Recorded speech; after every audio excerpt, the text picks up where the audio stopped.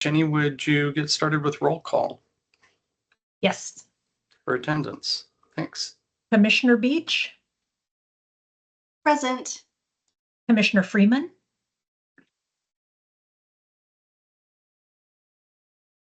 I'm here. Just got to get There to you my are. button.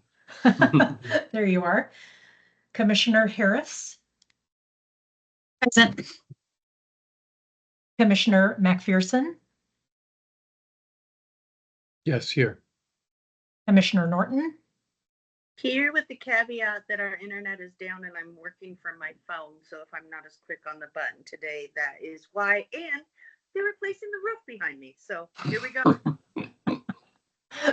It's a good day for you. Commissioner Perosa Present. and Commissioner Lewis, Commissioner Przonski, and Chair Solomon. Here. We are all here and have quorum. All right. Well, let's go ahead and get started. And first, let me extend a warm welcome to Commissioner Harris. This is her first meeting. We are thrilled to have you aboard. Thank you. I'm And- excited to be here. Yeah, great. Jenny, do we have anybody signed up for public comment today? We do not, no. All right, well, let's jump right in. I think Lindsay is going to give us the first update on the Justice Reinvestment and Treatment Court grant adjustments. And I believe people received materials that were sent out on the 21st about this. Great, thank you. I'm just letting the slides load and then I'll go ahead and start. All right, can everybody see those slides? Great, thank you. All right, so good afternoon, Chair Solomon and Commissioners. For the record, I am Lindsay Cullens and I'm the Justice Reinvestment Program Manager here at CJC.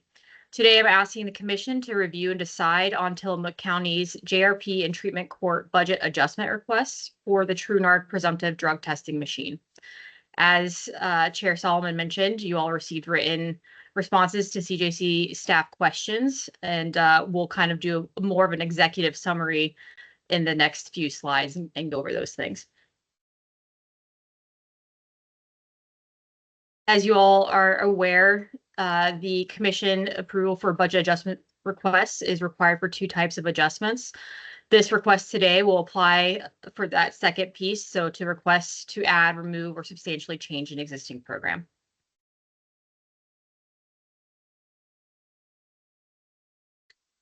All right, so a little background. On June 17th, our last meeting, CJC staff presented two budget adjustment requests from Tillamook County, one under the Justice Reinvestment Program for $12,000 and one under the Treatment Court Grant Program for $10,000. Both requests contribute to the cost of a TruNarc machine, with the remainder covered by a third non-CJC funding source.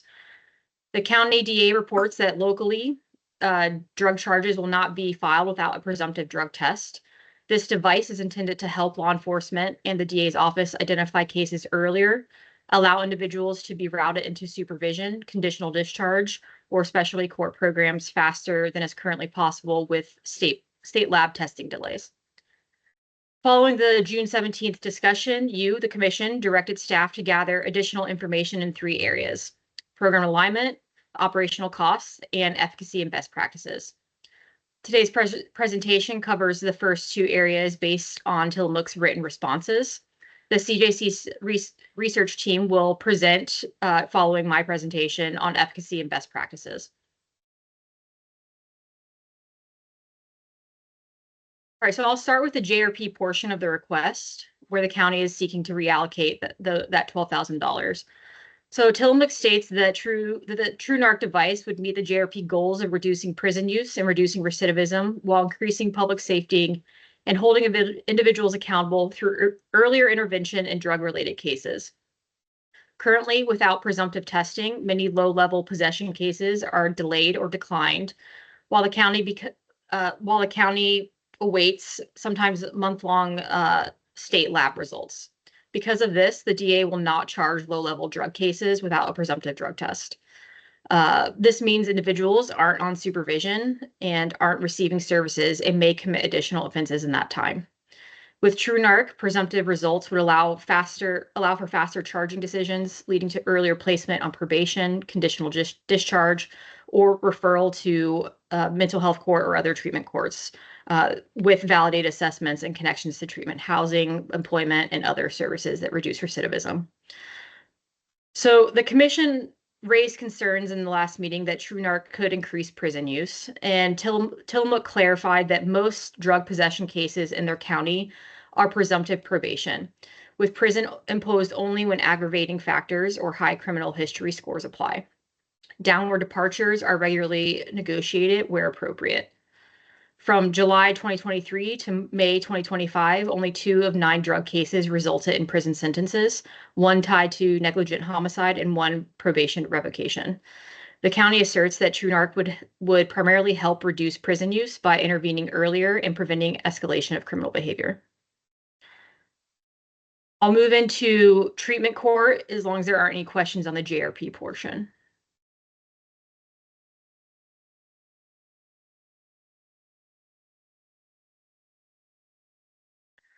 All right, so the second request relates to the treatment court grant program. This request is to reallocate $10,000 in unspent urinalysis funds toward the shared purchase of a TrueNarc device. The county asserts that TrueNarc would support 3 core treatment court standards. The first being standard 3, earlier identification. Presumptive testing provides quick results, allowing law enforcement in the DA's office to refer potential participants to drug or mental health court almost immediately, instead of waiting for state lab confirmation. Access to care, which is standard 4. Once in drug or mental health court, participants are assessed and connected to treatment and wraparound services such as housing, employment, transportation, and peer support. And 3, standard 5, monitoring and accountability. Drug-related cases are placed in an enhanced UA program that already provides frequent testing, including weekends and holidays. It's important to note that a drug charge is not required for treatment court eligibility. For mental health court, a qualifying mental health diagnosis is the main criterion. However, the county believes TrueNarc helps trigger earlier case review, so eligible individuals can be flagged and staffed for mental health court sooner rather than cycling through the system while awaiting lab results. Tillamook's position is that this tool would improve timely connection to services, early intervention, and accountability, strengthening their treatment court's ability to meet its stated goals. And I'll pause here for any questions on this portion of the presentation for treatment court.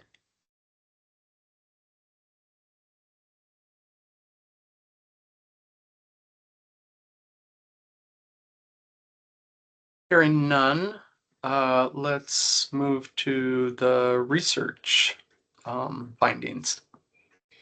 One more slide here, Salma, if I may. Sorry. Yeah. That's all right. I'll just go over the other portion that you all asked us to answer for you, and that's the operational costs. We also have a little bit more information there on the program evaluation. So the county provided information on expected costs and how they plan to track the tool's use. So the machine would be housed at the sheriff's office, but available for use by all law enforcement agencies in the county. Agencies would be required to provide data on use, and TrueNarc has built-in reporting functions to track each case from test to case, the county would establish a process to track each case from test to case disposition and supervision outcomes. Costs associated with the device. The device is a one-time purchase estimated at between $41,000 to $44,900, depending on which option the county is choosing. There is a 5-year warranty for both of those options. Past that, there are service costs that are related, and again, that'll depend on which option the county chooses to use. There's either the $2,340 annual cost after that 5 years, or the county could choose a 5-year plan that would save them a little bit of money for $11,250. On the evaluation piece, Tillamook does not consider this to be a formal pilot, but they plan to begin tracking data within 6 months, including charges filed, dispositions, supervision types, and outcomes such as successful completion, early discharge, or revocation. This information will be available for commission review in future funding cycles. And that concludes my portion, and I'm happy to either answer questions now, Chair Solomon, or turn it over to our research team. Well, let's see if folks have any questions first. I have a question, but do others have questions about this portion of the presentation?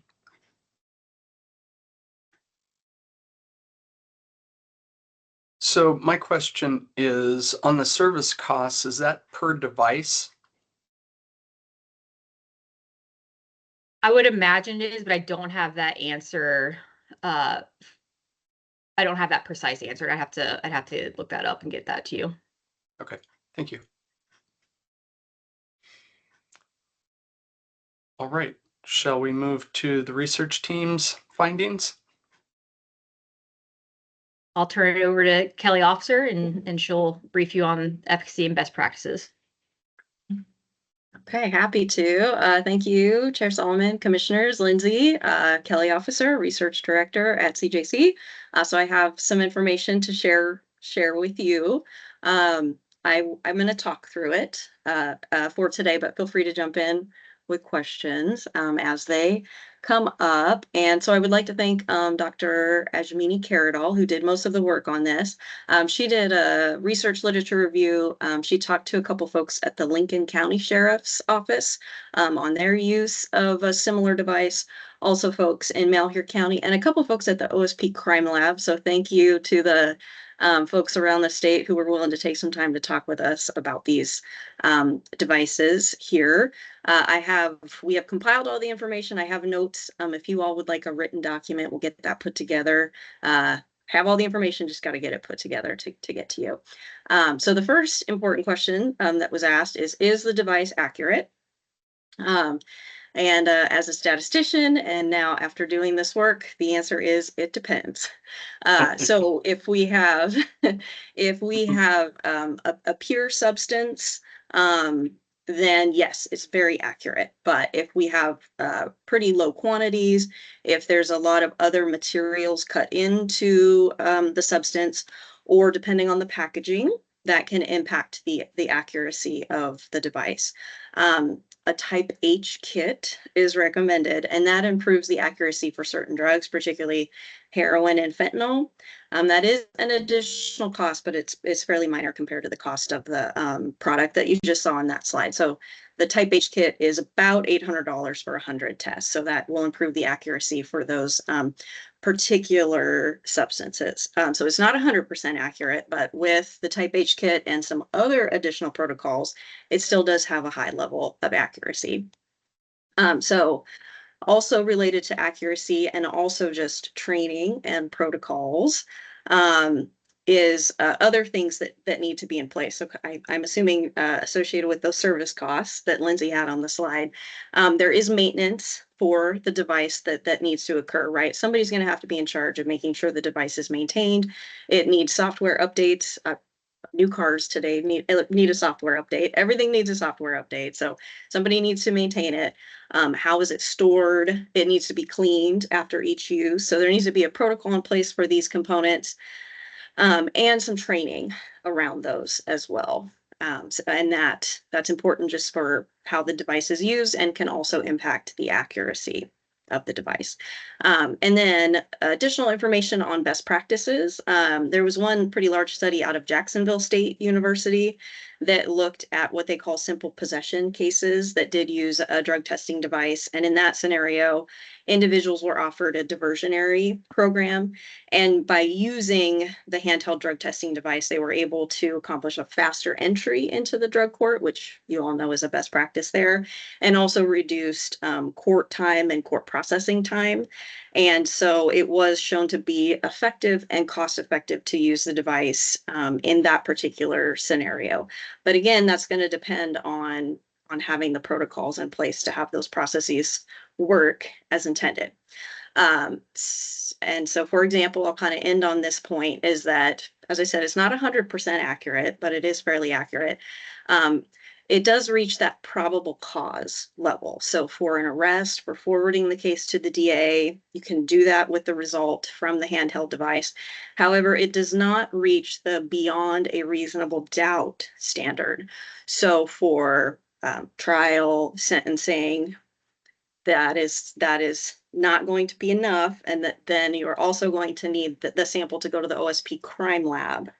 And so you're going to have a process in place where you have faster time on the front end of the case, but then still may need to use the crime lab for that beyond a reasonable doubt standard in terms of handling the cases there. So that's a key point that comes through in the literature and other folks that we talk to as well. So it can be beneficial as long as it is worked into the processes in a way that will maximize that benefit. And I'd be happy to take questions that commissioners have. Great. Questions?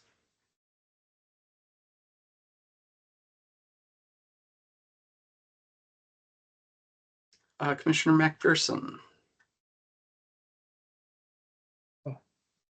Thank you, Chair. I appreciate it. My question is just overall with the program. I hope this is the right time to ask the question. I'm curious as to know, are there any other counties that are receiving CJC funding through this type of program that are using the funds for this purpose?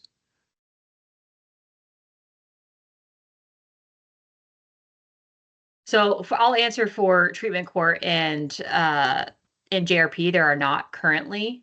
I believe there was one device or one similar device used or approved for impacts. If maybe Ryan, if you know that answer, if you want to chime in, excuse me, it was not for impacts, it was for deflection. So there is one that was approved for that. Otherwise, there are not. Thank you.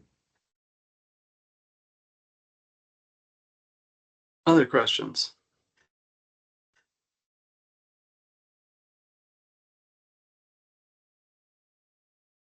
I'll just share that my concerns from the beginning were wanting to better understand the efficacy of the device. And I appreciate all the time and energy that everybody put into providing a robust amount of stuff for us to review and the work that your team did, Kelly.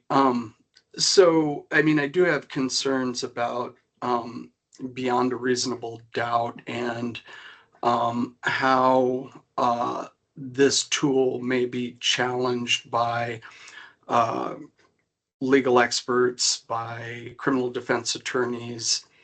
And so would the practice be then if this device was used for probable cause, arrest was made, forwarded to the district attorney's office, would then the practice of the county be to forward this to the crime lab for verification before moving forward in the judicial process? And I would welcome also Commissioner McPherson and Commissioner Perosa to chime in here too, given your respective roles in the criminal legal process. So it's a matter of practice for DA's offices to forward those cases, especially those that we are ultimately charging cases on, to forward the evidence immediately to the Oregon State Police Crime Lab. There is quite a delay, of course, as was mentioned in the original request, between when it is first submitted to when the Oregon State Police Crime Lab actually returns a forensic report on what is contained within the substance collected by law enforcement. But every jurisdiction that I'm aware of, upon making the decision to charge, immediately sends that to get that process working and hopefully those results returned as quickly as possible. Okay. That's helpful. Other questions, comments? Commissioner Freeman. So again, I'm glad we're taking the time to look at all this and understand that I've always learned a lot listening to you experts that do this all the time. But it seems to me that we are, the goal here is to get people into treatment as quickly as possible. And the longer they're in their, in their addiction, the more difficult it is to get them into getting to a place where they're getting better. So I think this tool is just another tool that allow agencies to get people into deflection or into a specialty court or in a place where they can start getting treatment quicker. Currently in our jail, we have 13 open slots for our RSAT program. There's just nobody going in. So, there's treatment available, but no opportunity to get them into that treatment. So I just think that any of these tools that we can help provide to get people into treatment and get them healing is money well spent. Other questions, comments?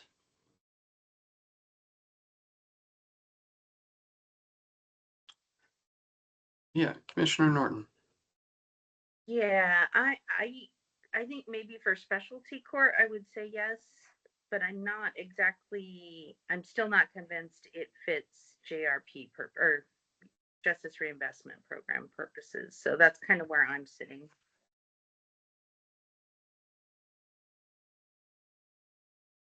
Okay. Any other discussion?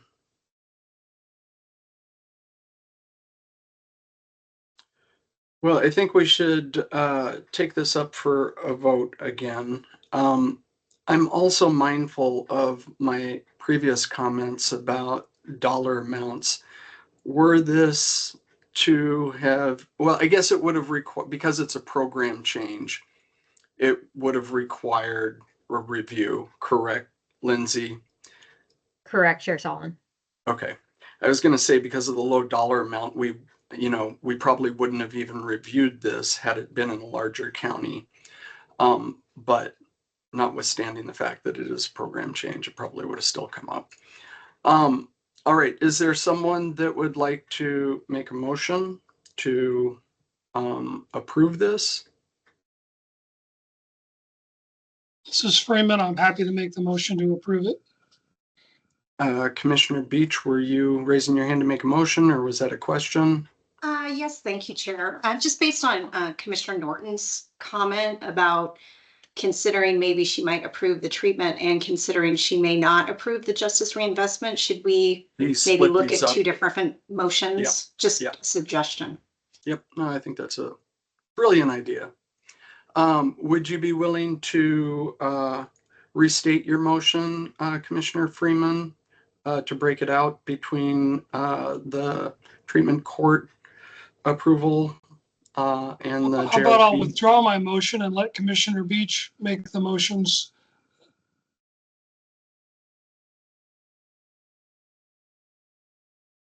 I was just going to ask if perhaps there might be perfect. So I will go ahead and start by making a move to approve Tillamook County's request to reallocate $10,000 in treatment court grant program funds toward the shared purchase of a true NARC device as presented. Is there someone willing to make a second? This is Freeman. I'll make a second. Okay, great. We have a motion made by Commissioner Beach, seconded by Commissioner Freeman. Jenny, would you please take roll? Yes. Commissioner Beach, Yes. Commissioner Freeman, Yes.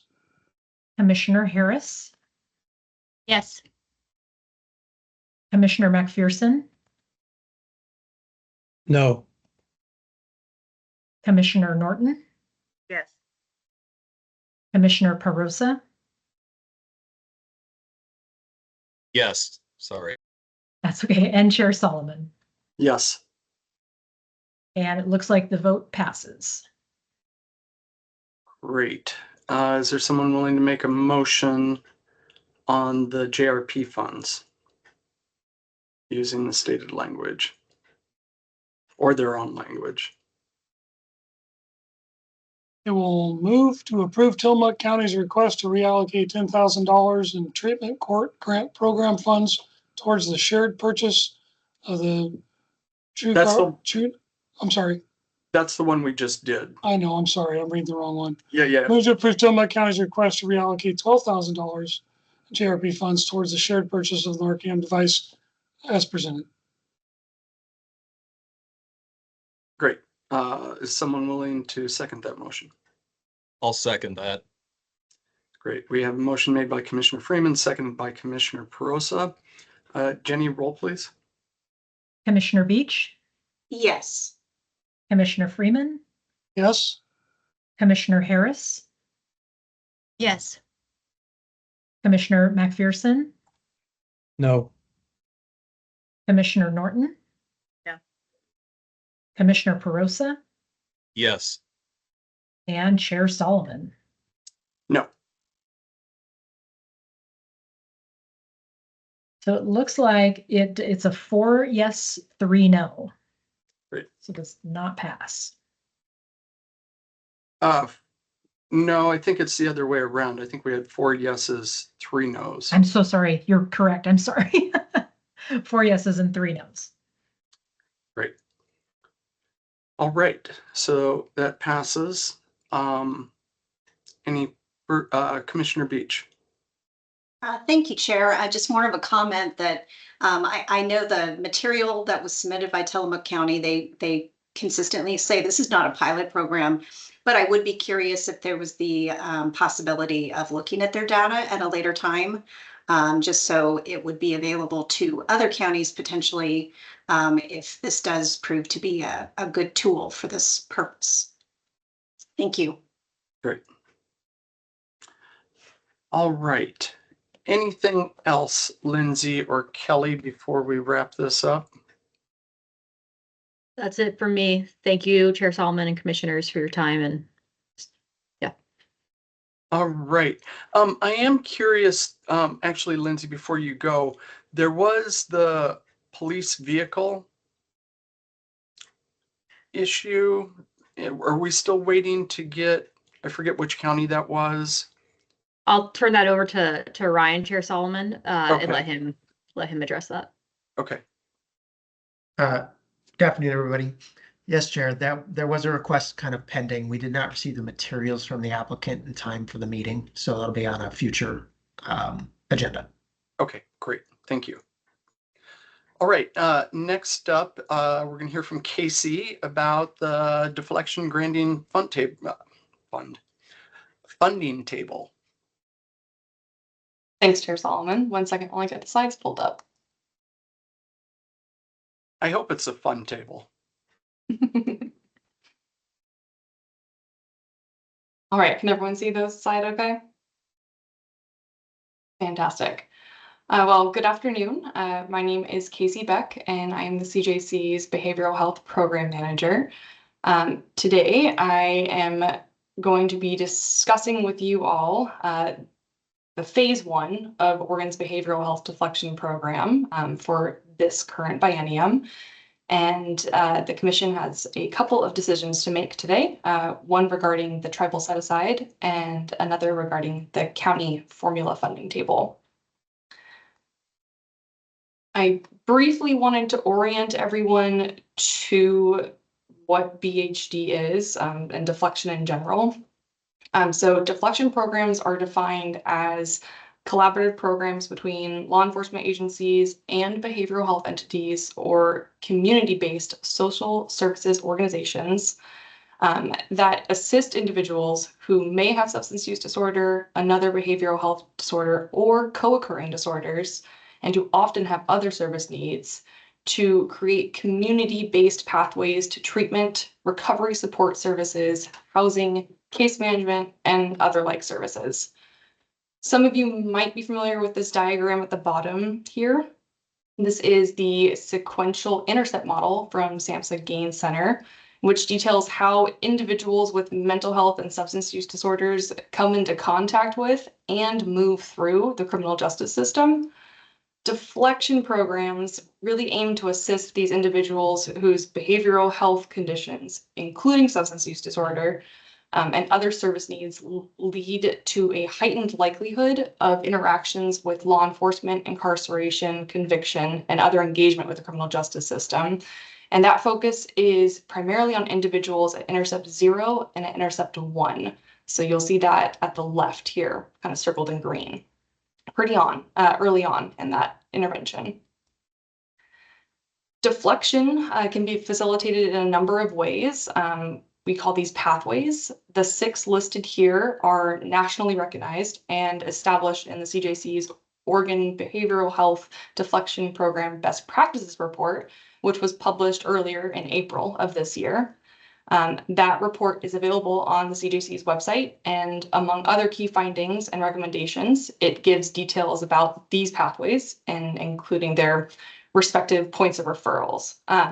The 6 pathways are self-referral, active outreach, naloxone plus, officer prevention, which is kind of the colloquial term for the first responder and officer referral pathway, officer intervention, and community response.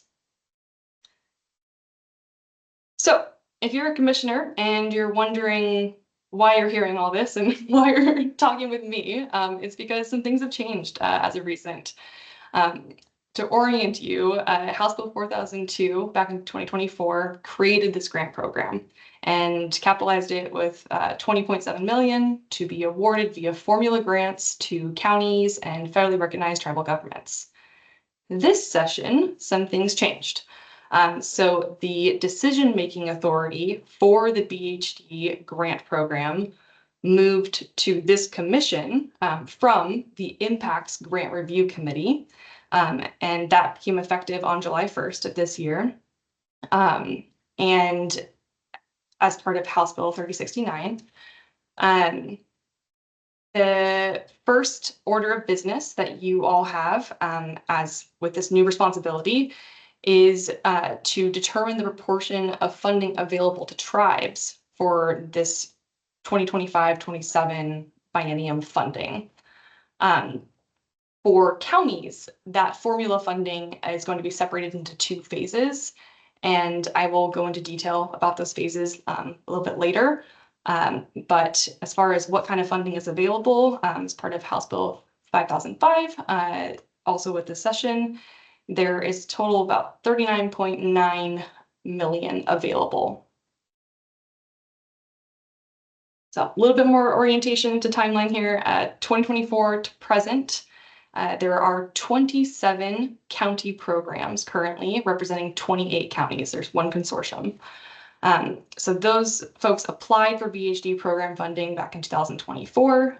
Of those programs, 26 are currently operational. And county's project period extends through September 30th of this year. Separately, 6 tribal governments applied for BHD funding in 2025, so earlier this year, and their project period extends to June 30th of next year, 2026. So your objectives today are first and foremost, determine the proportion of 25-27 BHD funding available to tribal governments. Then that will inform how much funding is available to counties. So that will be your second decision. And then if those decisions are made today, as I'm planning and hoping, tomorrow we will be opening the BHD phase 1 solicitation for counties. So let me orient you now to the funding. And this is coming from House Bill 3069. It's broken down into a number of different ways. So I wanted to show you all visually. Hope that helps. So the first chunk here on the left is that funding for tribal governments. And that figure will inform the amount of BHD funds that remain for counties, evaluation, and technical assistance. Once we decide that, we will move forward with the next action item, which will be to approve that county funding or fund table, as Chair Solomon mentioned, later on in this presentation. So in 2024, there was a set aside of $2,070,819 that was made available to tribal governments for the purpose of 1-year BHD planning grants through June 30th of 2026, as I mentioned earlier. In total, 6 of Oregon's 9 federally recognized tribal governments opted in to receive their formula portion of the available BHD funds. For those interested, that includes the Confederated Tribes of Coos, Lower Umpqua, and Siuslaw Indians, the Confederated Tribes of Grand Ronde, the Confederated Tribes of Siletz Indians, the Confederated Tribes of the Umatilla Indian Reservation, the Confederated Tribes of Warm Springs, and Klamath Tribes. So for the 25-27 biennium, CJC staff recommend that $2,618,920 be set aside for Oregon's federally recognized tribal governments. And what that figure contemplates is the 6 existing tribal grant recipients extending their current BHD project periods and maintaining their current service levels for an additional year through June 30th of 2027, which would align well with the end of the biennium. In addition to including estimates for the 3 tribal governments that previously opted out to possibly access formula funding for a 1-year grant for this biennium. So it maintains the 6 that have already applied and also contemplates, the possibility of maybe the other 3 coming on board to do something for a 1-year kind of planning grant. Back on June 20th, Interim Executive Director Ryan Keck sent out a Dear Tribal Leader letter to Oregon's 9 federally recognized tribal governments, detailing this exact set-aside proposal and soliciting feedback. To date, no comments or feedback have been received. So today, I'm asking this commission to determine the proportion of BHD funds available to tribes, with the anticipation of opening some sort of tribal solicitation process to begin sometime in early 2026.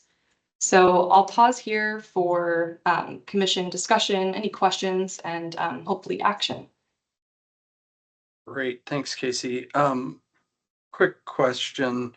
What would happen if the 3 tribes that didn't participate don't wind up applying for the 1-year allocation? Would you do some sort of supplemental process mid-biennium?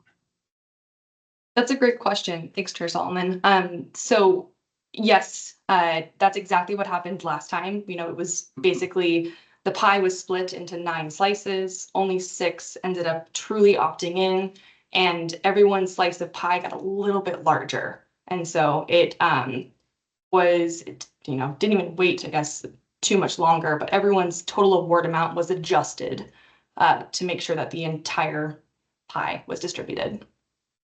Great. And I appreciate the methodology that you've used. I think it makes sense to use the prior allocations to determine kind of the level of funding for this coming biennium. Commissioner Norton.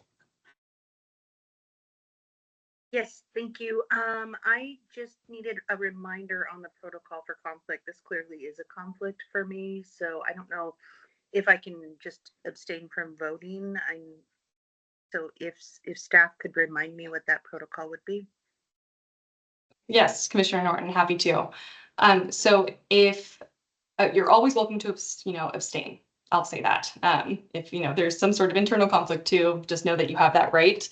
A true conflict of interest here would be if you personally financially gain or lose at the decision made by this commission. Thank you. And I'll just share that it's been a practice of commissioners to abstain on things that are grant funding related to allocations that are coming to the counties that they may be representing. All right, any other questions for Casey about the tribal funding recommendation? Are you at the point now where you're looking for a motion, Casey, to approve this? That's correct. Yes, thank you. Do you have any language, or would you like me to? I would appreciate, Chair Solomon, if you wouldn't mind proposing language. Great. Is there someone who'd be willing to make a recommendation to approve the 2025-27 behavioral health deflection funding allocation for tribal governments in the amount of $2,618,920, with the remaining $37,380,817 going to the counties and for evaluation TA? Commissioner McPherson, I'm willing to make that motion. Great. Is there someone that would be willing to second that? I would second that. Was that Commissioner Harris? Yes, it is. Thank you. Okay, great. We have a motion made by Commissioner McPherson, seconded by Commissioner Harris. Jenny, would you please take roll? Yes. Commissioner Beach, Yes. Commissioner Freeman, Yes. Commissioner Harris, Yes. Commissioner McPherson, Yes. Commissioner Norton, Abstain? and Commissioner Perosa, Yes. and Chair Solomon. Yes. Right, looks like it passes unanimously. Great. Thank you. On to the next, if that's okay with you, Chair Solomon. Yep, please. All right, so I'm going to continue walking you through this graphic. So now that you all have made the decision, and don't worry, this was all going to be updated if there was any change in the actual proportion available. But since the decision was made for the $2,618,920 to be set aside for tribes, that will remain here on the left of this graphic. The remaining funds, this $37,380,817, is broken down according to House Bill 3069 in a number of ways. So going back to the pie analogy, I would encourage you to think of this remaining funds to be its own whole pie. And that pie is broken down into 3 pieces. So the first slice of pie is funding for phase 1. House Bill 3069 requires that 25% of the remaining funds be distributed to counties based on the exact same county formula share used for the program in the last biennium. So that was a percentage formula derived from the county formula share employed by OHA's Oversight and Accountability Council, established under ORS 430.388. And that was detailed in House Bill 4002, which came out of the 24 session. So basically 25% of this whole pie will be going to counties in the exact same way that they are familiar with from the last biennium. The second slice of pie is funding for phase 2. House Bill 3069 requires that 70% of the remaining BHD funds be distributed to counties based on a new formula. And I'll share a bit more about that phase later and that formula later in this presentation. The third and final slice of pie is 5% of the remaining BHD funds allocated to evaluation and technical assistance. And in House Bill 3069, that further breaks down as 3% of funds being retained by the Commission to support grant recipient data collection and analysis or evaluation of outcome measures, and 2% being retained by the Commission to support technical assistance for grant recipients. So those percentages are shown in dollar amounts here. And for phase 1, which is the next point of discussion and action for this commission, is calculated on the next slide. And so we're really looking at that phase 1 slice of the whole pie remaining funding in the amount of $9,345,204 in total. So here would be the 25-27 BHD phase 1 county formula allocations for all counties. You'll also see here, since House Bill 3069 raised the floor amount to $300,000, it was $150,000 last session. The first chunk of funding that would be distributed to eligible counties would be in the amount of $150,000. And if that county were to receive the floor amount, the remaining $150,000 would be distributed as part of phase 2. If not all counties opt in and any amount of funding remains unallocated as part of phase 1, those unallocated funds will be made available to participating counties as part of phase 2. So I will now pause here for any questions and discussion and action from the commissioners. Great. So my first question is, this first tranche of funds would be allocated September 1st? Is that, you didn't say the date, but that was my understanding. Is that Strategically didn't say the date, no, but I appreciate that. So the goal would be to send out contracts for this funding in early October for October disbursements. Okay. Their current project periods end September 30th. So they have funding until the end of September. And that gets to my question, which is, given that the counties have used their existing funds to get them through September 30th, will the 25% plus the 70% be allocated from October 1st through June 30th of 2027, or would it be through September 30th for a full 2 years? Or are we just using this money to get us through 7/8 of a biennium? Yeah, no, great question. So Chair Solomon, the answer to that would be the end of the next project period is actually August 31st, 2027. It basically is 1 month beyond that biennium end. And the reason for that is just closeout and consolidation, very similar to the CJC's JRP program. Okay, that's helpful. Thank you. Other questions from folks?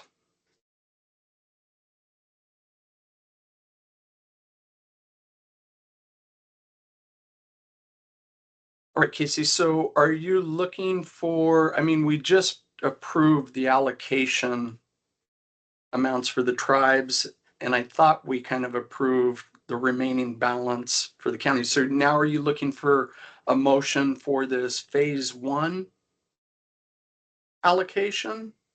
That was indeed what I was seeking. You just put it in a way that I guess philosophically had not considered.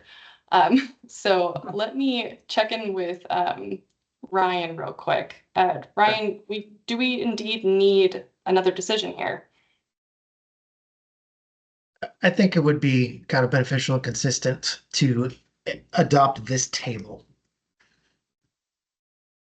Okay, thank you. So Chair Solomon, yes, I would ask the commission to create some sort of motion language about adopting the BHD phase 1 county formula allocations as displayed here on the table.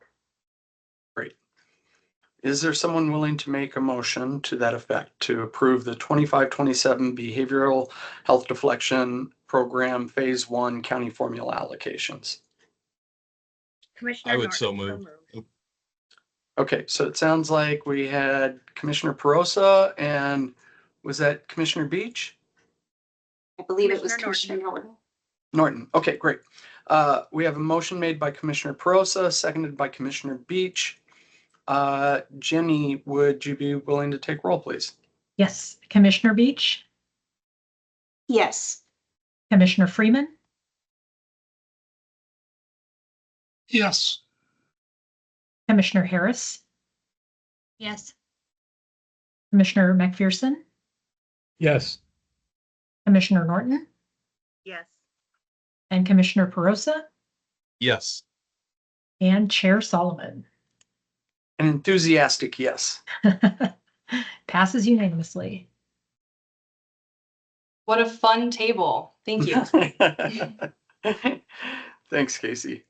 All right, Oh. moving on to my last slide. Mhm. Thank you again for your consideration and action on those, big funding decisions. We're really excited to get this next round of BHD funding underway. But I did want to provide you with some sort of idea of where we're at right now, what is yet to come, and big caveat that this process is still evolving. So the highlights of phase one, we are going to be opening the solicitation to all of Oregon counties tomorrow. And applications will be due to the CJC on August 31st. So they'll have, let's see, tomorrow's the 30th, they'll have a little over a month to complete those applications and submit them to the CJC. The applications are going to be, decently high level, asking about what type of program is currently underway or what type of program they're planning if it's a brand new county participating in deflection programming for the first time. We're hoping to get some, budget estimate details and let's see. I will be hosting a webinar for any interested counties this Friday, and I believe that's at noon. I can follow up with you all later on that. There'll be an email going out along with the open application tomorrow. But we plan on recording that too if anyone is not able to attend and wants to view that online. And then these will be coming back to this commission on September 16th for award decisions. And our goal, as mentioned earlier, is to send out contracts in early October. So if you're looking at the timeline at the bottom of the slide here, the arrow is kind of like a "you are here" arrow for today's commission meeting. And you'll see that some stuff is already underway, and then the rest of it, remains through December 31st of this year. As part of the phase two efforts, so yeah, you'll see in blue in this timeline below that the BHD participant population projections work is occurring simultaneously with the phase one process. The CJC reached out to all counties earlier this month with a survey to gauge interest in 25-27 BHD funding. And then our researchers have provided historical data, including PCS arrests and cases filed, to all interested counties, and are currently working with those counties to schedule technical assistant meetings to discuss that historical data and assist counties in developing their projections and their methodologies for coming to those projections. The BHD participant population projections, that's a mouthful, I feel like we need a better acronym, will include estimates of number of individuals who will be eligible for deflection based on that program's local criteria, and estimates of the number of individuals who will be enrolled in a jurisdiction's local BHD program, as well as a description of that county's methodology, like how they came up with those numbers. Those projections are due to the CJC on September 19th. And then later this year, the CJC will devise the new formula that I mentioned earlier today, based on those provided projections. So this, entire process is ongoing, and if it's okay with you all, I plan to show up at your meeting in August to provide you with an update on how these processes are all moving along and anything of note that's come up, and to kind of orient you and prepare you for what type of workload and review you might be seeing for the September 16th decision making. Right, I will pause here on the timeline slide to see if there are any questions. But otherwise, that is what I have to share with you all today. questions for Casey?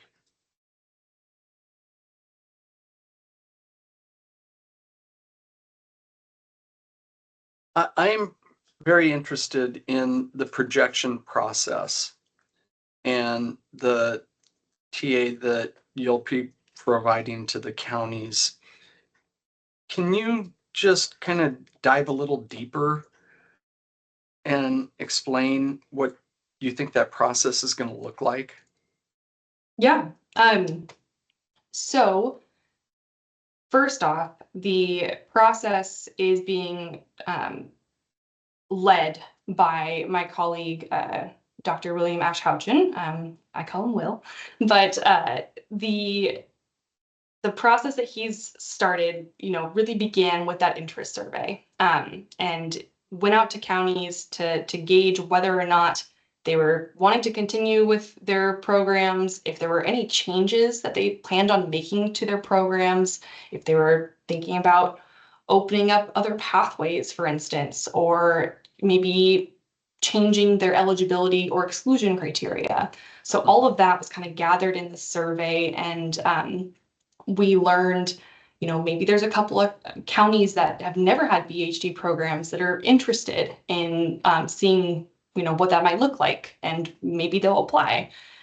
There were also maybe a county or two that were kind of on the fence with, did they really want to continue their BHD program?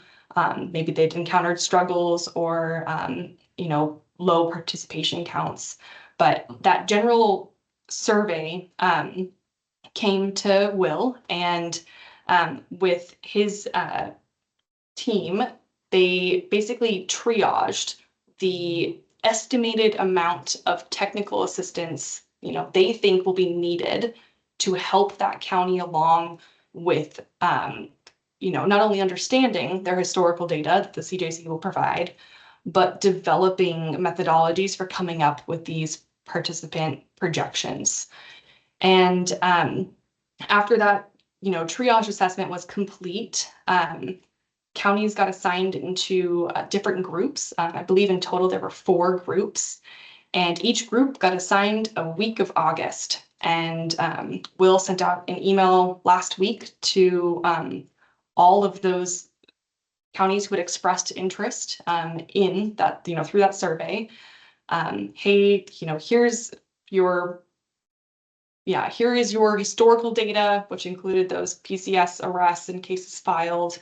And we ask that you schedule a TA meeting. It's not obligatory to do so, but highly recommended, so that the CJC can sit down with these counties and walk them through what that means, and provide them with any sort of technical assistance needed if they're opening up pathways or expanding eligibility criteria, and how that might affect their projections of eligible population or folks actually enrolled.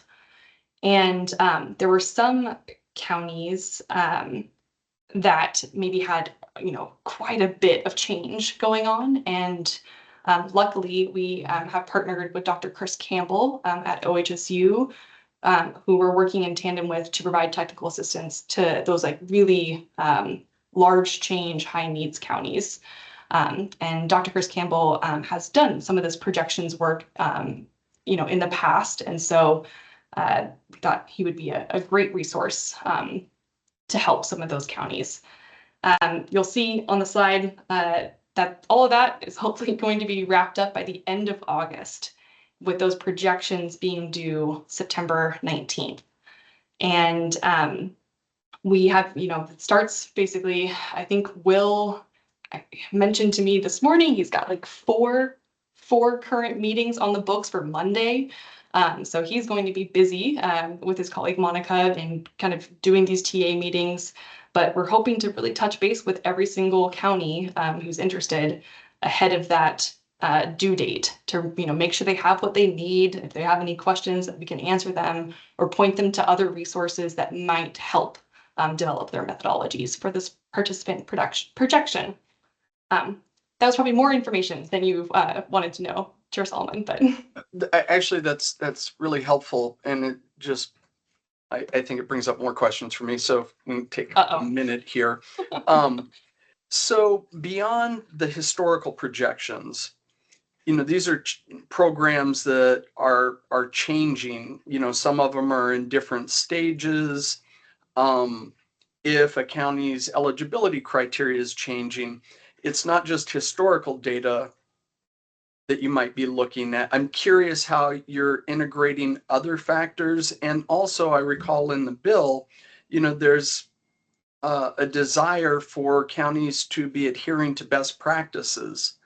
You know, so are they doing all the things that, you know, we want them to, expanding eligibility criteria, using peer navigators, warm handoffs, all of those things that are mentioned in the bill? I'm curious, like, how any of that is being used to determine the projections.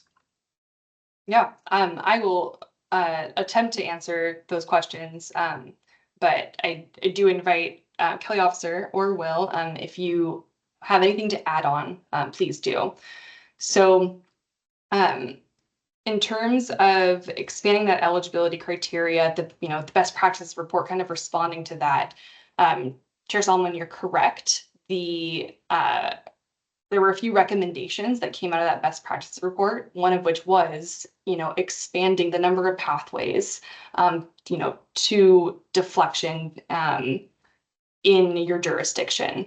And through that survey, we learned that that's quite of interest among all participating folks. There were only a handful of counties that were kind of keeping the status quo. Everyone else was either expanding their eligibility or adding on more pathways, or at least one. And in terms of working with peers and stuff like that, those weren't necessarily addressed as part of the survey, and I don't think it will be addressed as part of the projections TA, but Will did come up with a huge list of resources that was provided to the counties as part of this kind of like, hey, prep for your meeting. Here's your historical data, and here's a list of resources on other ways to integrate additional pathways and maybe other resources they could reach out to in their local jurisdiction to, maybe inform some other methodologies. And Kelly or Will, if you had anything to add, I guess you are the experts in this process, so I would defer to you. Commissioners, for the record, my name is William Ash Houchin. I just wanted to reiterate that Casey has hit many of the large points here. We are taking a very individualized approach and trying to meet counties where they're at. In some cases, there may be a greater level of data capacity to sort of structure projections. And so we really do expect to treat this as a case by case. But I did hear one other question that you had, Chair Solomon, which was related to like other data sources that we can use. We do expect to use our administrative data sources, for example, LEDS or Odyssey, to help model to the extent that we can those modifications to perhaps eligibility criteria or another thing. So we do anticipate having some resources, but we have fewer, for example, for some of the pathways. So we will be trying to meet each county where they're at. Okay, great. That's super helpful. Any other questions for Casey? Or Will? Or Will. Or Kelly. And thank you, Will. All right. Thank you. Excited about the new process. Okay. Next up on the agenda, I believe we have a treatment court update from Adeline. And Chair, I will be filling in for Adeline this afternoon. She is still tied up with our treatment court grant review committee today. Okay. So afternoon, everybody. Again, for the record, Ryan Keck, interim director here at CJC. Get some slides going for you all. Okay, slides are visible. Excellent. So as we get ready for award decisions for the treatment court grant program, we wanted to utilize this kind of pre-meeting as a primer to remind you all the process we've been going through, some of the established requirements or standards that you all helped put in place to guide this grant cycle. And so that's what I'll be running through with you here. briefly. So for starters, of course, we have the breakdown of involved parties. It really does take a village to work through these decisions, especially in a competitive grant like the treatment court grant, where there's not a formula to rely upon. So staff have been doing their work now since January, really, to build and then collect, review, provide feedback, etc. Over the course of time for the applications. We received 59 applications this biennium or this grant cycle for treatment courts. The grant review committee's been along the way, or been there with us along the way in helping to also frame some of the processes, do the initial review of those applications, which I'll share a little bit more about, and provide feedback directly to the applicants at this stage, particularly in relation to adherence to the treatment court standards. We've then got them to the final stage at this point, in which final applications are in, budgets have been provided, and the review committee has now spent the bulk of the last 2 days making reviews to determine final recommendations for you all next month. So no surprise, that becomes your decision in August, is whether to accept those recommendations and provide funding to the applicant courts. This is just a slide to kind of remind you that we've been working over several biennium to standardize this process. Treatment courts is our longest running grant program, but each biennium we were in a habit of each biennium kind of running it differently up until 2023. And so we've continued to standardize and utilize a process for this biennium that we had set in motion last biennium to provide consistency, not just for you all as decision makers, but for the courts and the applicants of what to expect and what to provide, and all built around adherence to the treatment court standards. So this was a 2-part process with preliminary applications, as I mentioned, that generated feedback from the grant review committee to the courts, and then a final application to provide updates, responses to those recommendations or feedback, budget requests for final recommendations. A couple of things that you all helped put into place for this program this go around were caps. We recognize that we historically see a lot more ask than we have available to provided funding. And so we sought your advice as well as the grant review committee on how to put some degree of parameters around the process to help guide any competitive decision making. Key to this stage was the 5% cap. So if you recall, treatment courts for 23-25, they had their initial funding through grants. Then through the 2024 short session, they had some one-time additional funding provided to them. We and you all approved a cap that included the total of that award, plus 5% as a limit to their request of this grant cycle, as a means of trying to manage the level of ask made and in conjunction with the amount of funds that actually available. We also put in place some caps on particular types of requests. The benefit of the not only one-time funding, but other choices made in short session last year was that OJD began picking up the cost for the court coordinators. And so this go around, we reduced and it really removed the ability to request for OJD personnel, given that it's now there's a means for that to occur through a different state organization. We also capped training and travel requests as a result of knowing that we tend to see a lot of requests in this one training, this national training in particular, for a lot of individuals, and it can be very costly. So setting a reasonable cap in that space to help. As you see here, we ultimately gave them a limit of $12,000 as a limit, unless there was specific reasons articulated. We also took into account, or intended to, and are working through a process that takes into account underspending. Treatment court grants does, like many grant programs, does experience underspending, but as we evaluated 2023-25 grant programs in anticipation of this cycle, we saw at least at the time of quarter 6, so that's all the way through January of this year, to January of this year, 1 in 5 courts was spending or had spent less than 30% of their grant at that time, with only roughly a year to go in the grant. And so we've worked on a methodology, and in the last 2 days, the GRC has been working through a methodology to take that into account as they make their final recommendations. So by the numbers then, as I mentioned, 59 eligible applicants. The asks came in at a little over $20 million this grant cycle. We only have 16 available. And so, and then there's a breakdown, as you see there, as it relates to what is general fund versus some specific lottery funds for the veteran treatment courts. The good news is that amounts to roughly a $4 million reduction that needs to be made to asks this biennium, which is less than last time. If you see on the slide, last time we had to make a reduction of nearly $10 million. And so the caps and some of the provisions that you all have helped put in place have been beneficial, I think, in helping to direct how these requests are made and what they're made for. As you get ready for your decision making next month, just want to remind you of a couple of different things. One of the main standardized pieces of this process we developed was a scorecard that looks at the treatment court standards in Oregon and assesses information provided by the applicants related to that information to produce a score.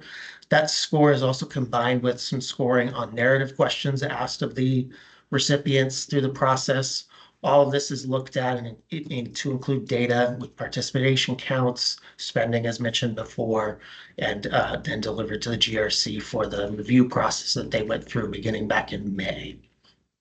So after that feedback was given in letter form, as you see here, specific to standards, and in some cases just standardized or generalized information, the courts were given that final opportunity to respond, answer questions, and submit their budget, which brings us nearly to where we are today. As I mentioned, they are wrapping up that conversation today and packaging it for you all to approve at your August 19th meeting. Any questions?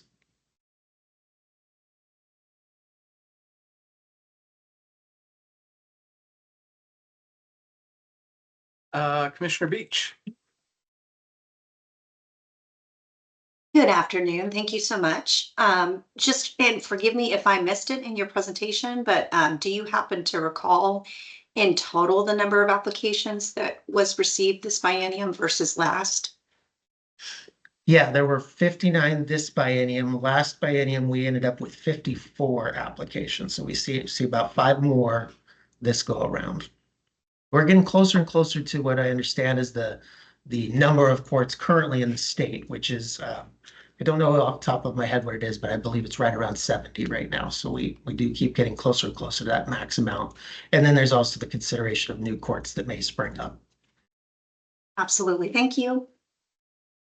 I think Commissioner Beach's question illustrates the challenge that we have, which is, we are a victim of our own success. As we spread these models out, which is great, it tends to thin the soup. It means less money available to maintain the existing programs. Okay, off of my soapbox. Any other questions for Director Keck?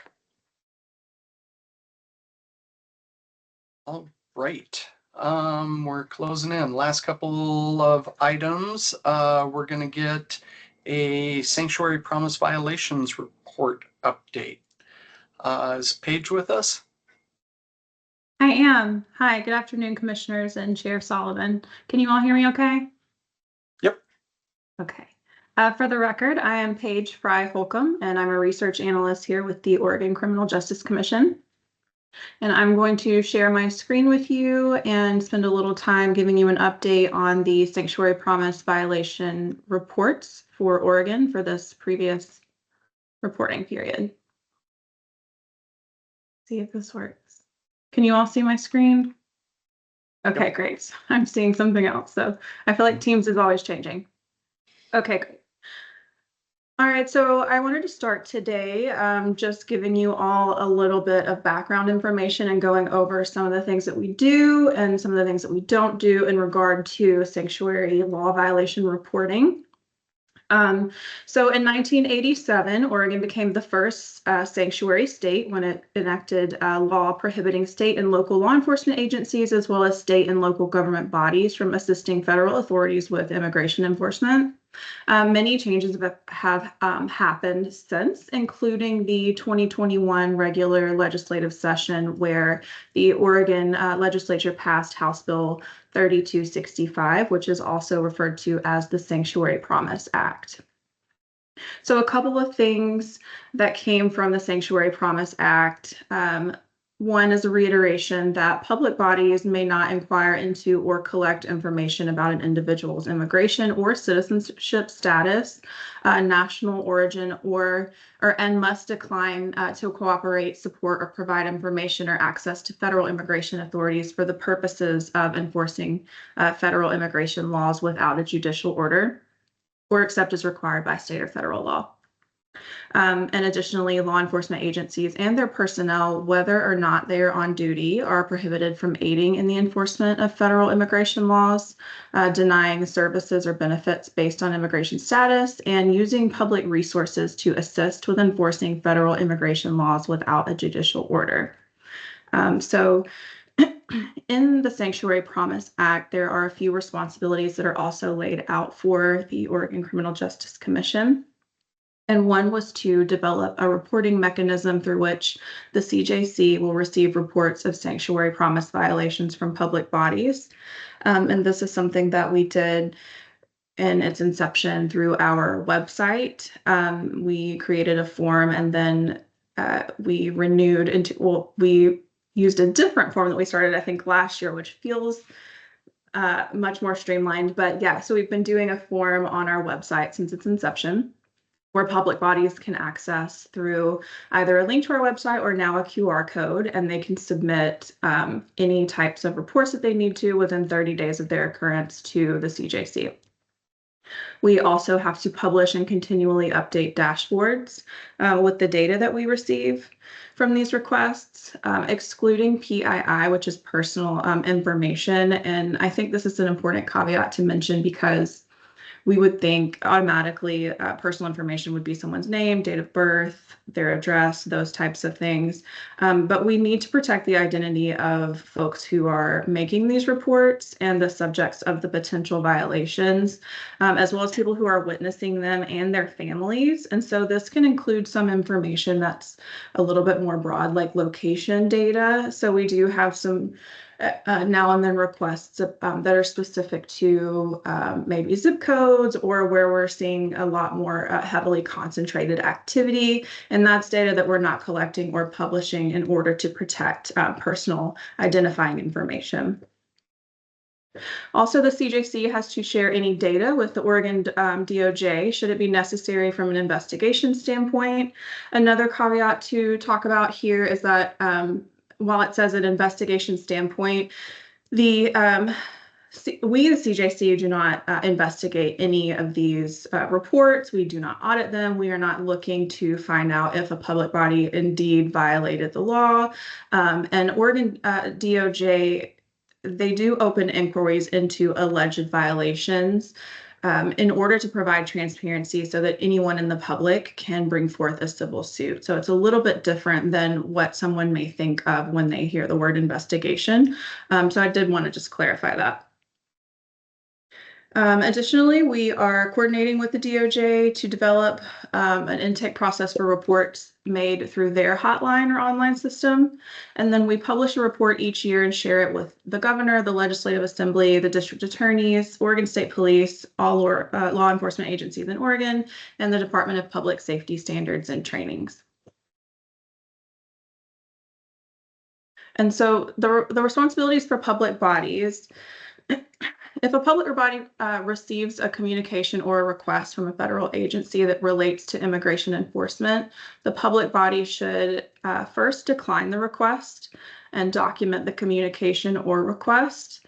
This specifically says communication or request because we have had this past reporting period, some instances where we have reports that aren't necessarily a formal request for cooperation or resources, more of strictly a communication around immigration enforcement. An example would be where ICE has contacted, let's say, like a law enforcement office, excuse me, to say, we want to let you know that we are going to have this activity in this parking lot, so that we're giving you a heads up for safety reasons, or whatever the case may be. And so it's just a communication rather than an additional request that says, could you help us by setting up a barrier or something of that nature. And so then the public body should, within their agency, develop protocol for when this happens. So they are required to document the request and then provide it to their director or similar management personnel of their public body with whatever process that they've determined to be adequate.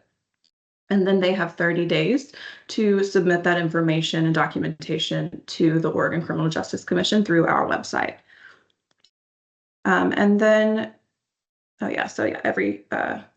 we get these monthly, so they have 30 days from the day that it happens to send it to us.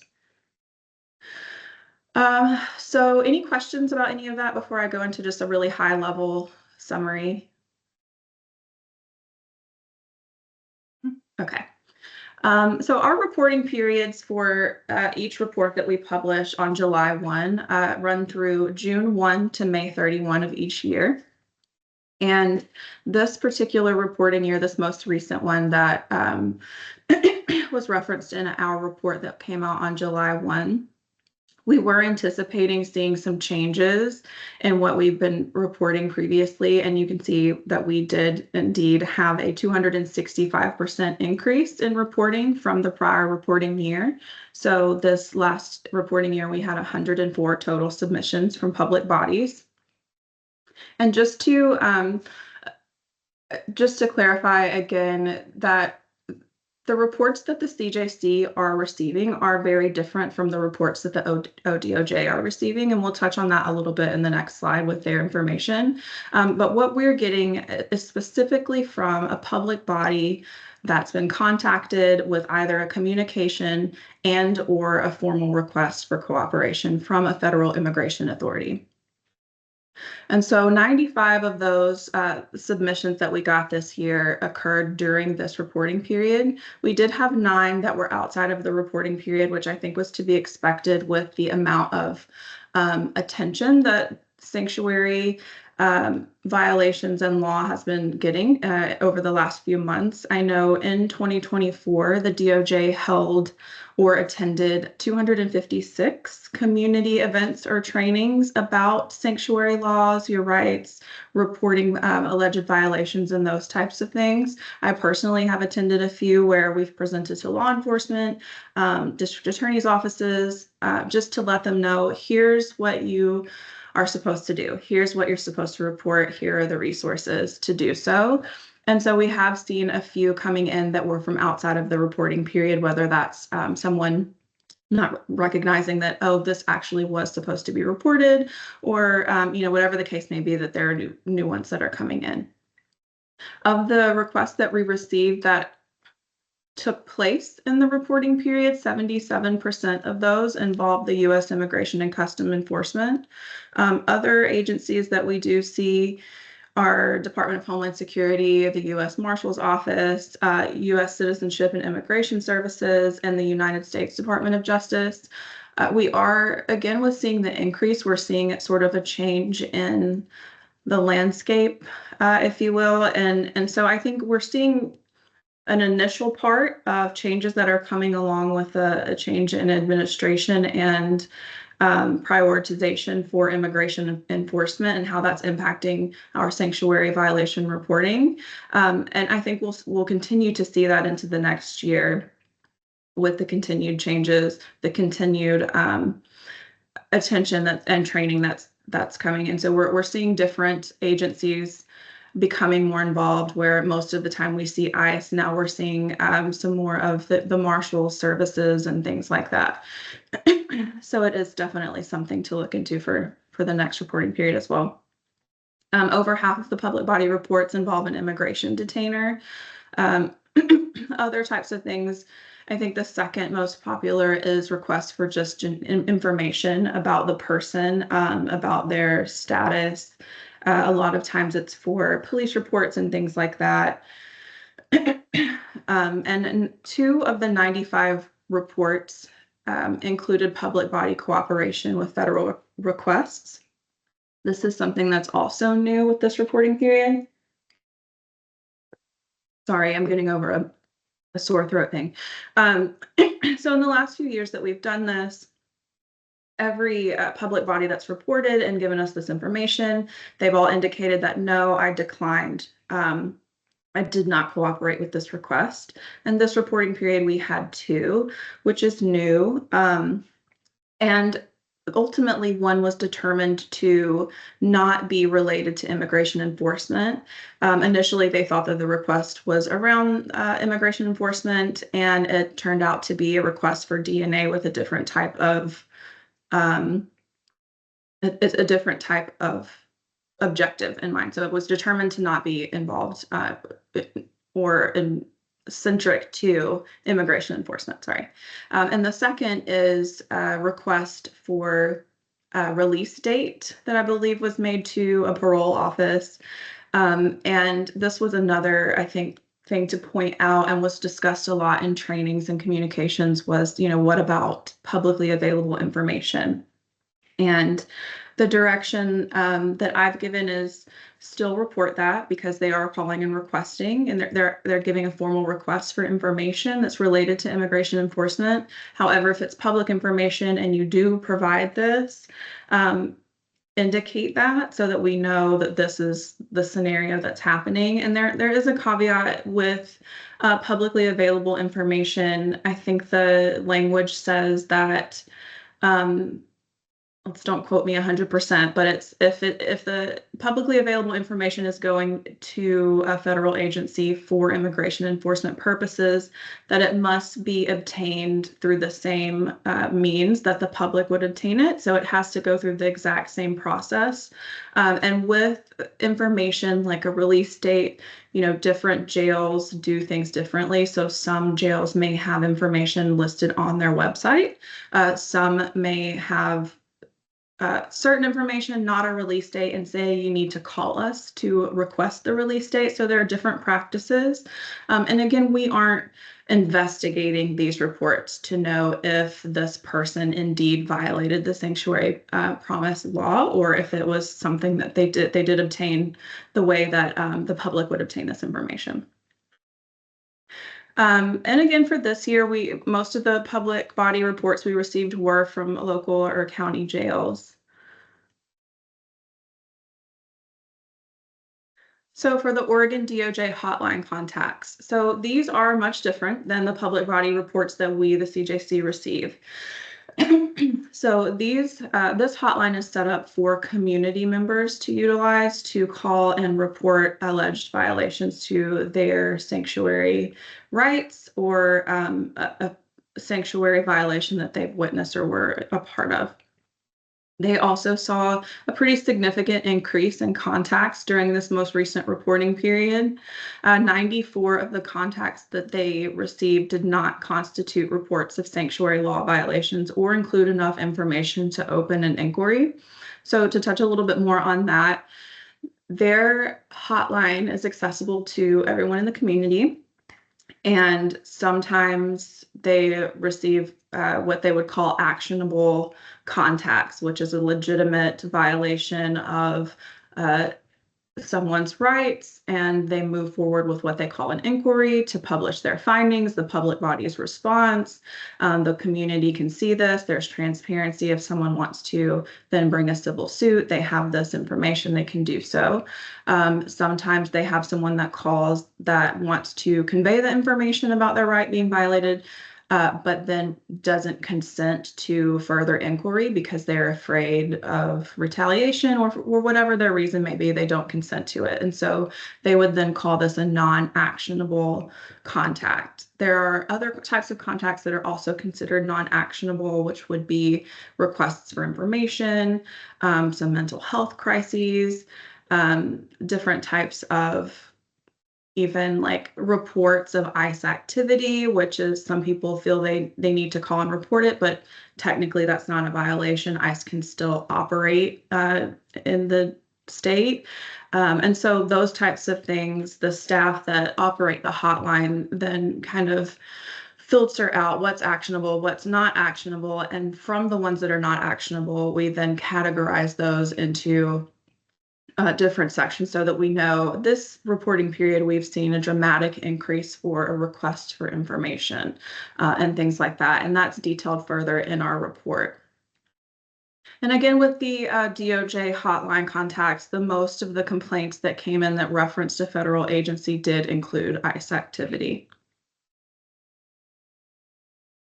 And the last, final, most exciting piece, I think, is that we now have a Sanctuary Promise dashboard. So part of our requirements are to continually publish this data, and we have had them on interactive tables on our website prior to this most recent report. And as of July 1, we have gone live with the Sanctuary Promise dashboard. So this includes all of the agency reports. So that you see on this slide, these reports are ones that come to CJC from public bodies.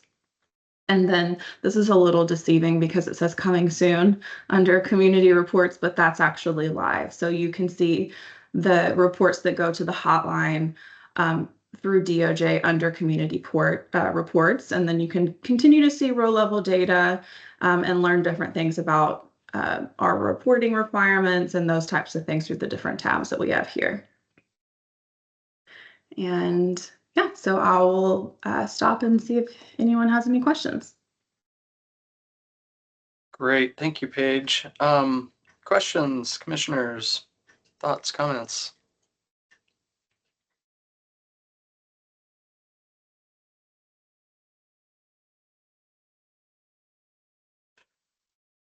All right, appreciate that update. Not surprised by the increases, given the level of ICE activity, but appreciate the good work you're doing. So thank you. And finally, we get to hear from Director Keck on agency updates. Thank you, Chair. Hello again. Another set of slides for you all. This one's briefer. Okay, you can see my newest one? Yep. Excellent. So I just want to go over a couple of things for you all as we round out today's agenda. First and foremost, we last talked, we were anticipating the end of session and some approval of bills and budgets. I wanted to specify grant funds for you all because now that session has concluded, the omnibus bill, the Christmas tree bill, actually included some additional funds to the illegal marijuana market enforcement grant that was not in my previous budget or previous presentation, pardon me. So in that presentation, if you recall, there was a 0 in the space that is now highlighted. The Joint Ways and Means Committee made a determination to include additional $5 million for that grant program for this upcoming biennium. That said, that is part of House Bill 5006, that omnibus bill. It has yet to be signed, so we are holding out, of course, to confirm that amount once that bill is signed. Our budget with the rest of the allocations has been signed by the governor, as has 3069 with the changes that it brings to most of our grant programs, to your all makeup as a commission, and a couple of other procedural points for us. So I just wanted to share that with you all. That there's been an update on the funding space, I guess, or in particular for the legal marijuana program. My other update for you all is just to kind of give you a picture of the rest of your year. So with some of the changes in 3069, plus just the general level of activity that we have at this time of year, commission meetings and agendas are going to get pretty full. I highlighted here for each meeting just some of the larger decisions and or benchmarks for you all through the remainder of the year. I have a little plus statement on the side to say, and then there's everything else that comes along too. So this doesn't encompass everything, but I wanted to highlight really the importance of attendance. You know, we have a full commission right now. We'll be working to recruit 2 additional members or voting members to this body. And so quorum will be important working through this process to not delay the grant making procedure for any one of these grant programs. And so an ask being that if you all have schedule changes, we know that happens, please keep Jenny up to date on that so we can evaluate attendance and quorum for these meetings. I just want to just pose this for you all to think about, and or if you have comments today. We're doing some thought internally on how we bring forward a lot of these decision-making pieces, given the both the complexity, but also the just sheer number in what is our current schedule being a monthly meeting of 2 hours in length. And so we'll be working through processes that helpfully streamline that for you all. A good example is next month with treatment courts. As we've done in the past, we will present those decisions or the recommendations in funding tables by court type so that it's kind of consolidated. You have the opportunity to ask questions, of course, if you have them, but otherwise they're kind of already packaged and hopefully ready for you all. We'll work on motion language where appropriate and try to acknowledge the anticipated abstentions that come from this group as a means to just kind of move forward these processes to the best of our ability. There are a couple of areas I want to flag that are changes that will require more work, and we're still considering the best way to streamline that. So that being behavioral health deflection is one, and then the retail theft grant program as another. So as Casey already mentioned, deflection has become your all's responsibility, beginning with this biennium. And so we have, like we've done today, and Casey mentioned, we're going to try to bring more frequent updates to you all along the process to keep you kind of up to date and in tune with how that is unfolding, so that when we get to those bigger benchmark meetings like on this slide, you're informed and maybe ready to make those decisions without too much time spent on background. And again, hopefully in table formats and other visualizations we might use to make it easier for you to see the picture, make the determinations. Obviously, with those types of grant programs, we'll begin forwarding you the applications as early in advance as we can, so that you can do your independent review of what's been submitted to the agency as well. And then, I guess just retail theft, I should explain there. Retail theft, being that it is moving forward again this biennium, and we anticipate an increase. What we have done is instituted, for consistency's sake, a two-part process of review, so there can be feedback provided to the applicants before they make a final application. And so that's where you see a change and an increase in activity on this slide as well for you all. That is it in a nutshell. Again, just wanted to raise for you all the level of activity, a level of participation we're looking for, and of course, entertain any insight or input you all have at this stage. Otherwise, we will work with you, of course, as we try to bring all that information to you over the remainder of the year. And it'll be, of course, informative for us as we build out new procedures for 2027 and the consolidated grant processes. Great. Looks like we have a question from Commissioner Norton. Yes, thank you. I appreciate this schedule. I unfortunately am looking at like size 0.5 font on my little phone. I would really love it if you could send it out so I can read it more fully. It helps me gear up for the remainder of the year. Absolutely.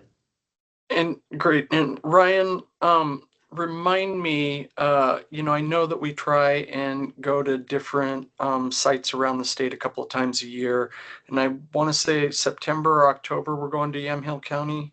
That's correct. Still we are working on Yamhill County for October, and the date may change if I'm not mistaken, Commissioner Beach, but we are looking at October. That is correct. Yeah, given that that's more of a time commitment for commissioners, and I always love going and getting the tours in advance of the commission meeting. The sooner we can get that date locked on people's calendars, I think the better off we'll be in getting more people to attend. Absolutely, Chair. In fact, Jenny and I were supposed to meet this morning, but I've been so busy with all the various grants and grant reporting that I pushed her back till next week. But we will certainly make sure we get out of schedule just as soon as possible. Great. Right. Did you have more that you were gonna report on, Brian? No, sir. That was it for today. All right. Any other questions for Director Keck?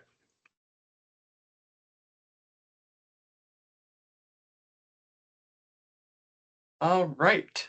Hearing none. I love that, we've been getting out of meetings early. I also am hearing you say the agendas are going to get fuller and fuller. So this may not be the norm moving forward, but always appreciate the tight ship that you all run and helping us get through the agenda in a timely manner.